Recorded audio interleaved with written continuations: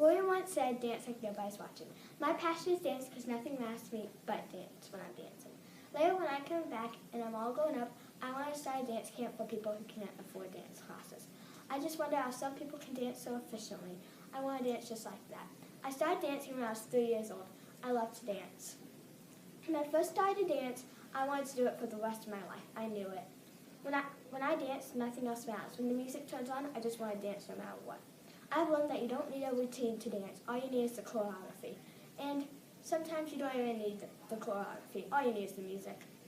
I love dancing with my friends even when we're in competition. It's the best thing. When we first got on stage, I had butterflies in my stomach. And then one of them just smiled and winked at me, and I felt like nothing could stop us. My dance friends are my best friends in the world. And later when I come back, just like I said in the beginning, I want to start a dance camp that is free for kids who can't afford dance classes. Dancing is my passion.